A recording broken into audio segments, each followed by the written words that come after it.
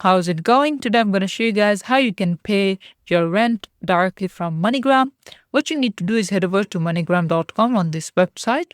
And then what you're going to do is you see something called pay bills. We're going to tap on this one and wait for it to load up. Once it loads up, you need either your biller name or the receive code. Let's say the biller name is something extremely common and then you can't find which one it is. So for that reason, you'll ask them to give you a code. Let's say their code is something like this, right? Like let's say TFC Credit Corporation, this one. And then you're going to click on pay bill. And then now over here, you're going to put in what is the amount of your rent and then click on pay this biller. And then as you can see, they only accept this option, which is cash at location.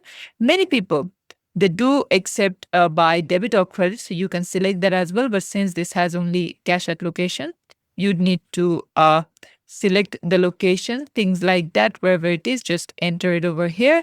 And once you're done with everything, you have to click on next and then confirm everything.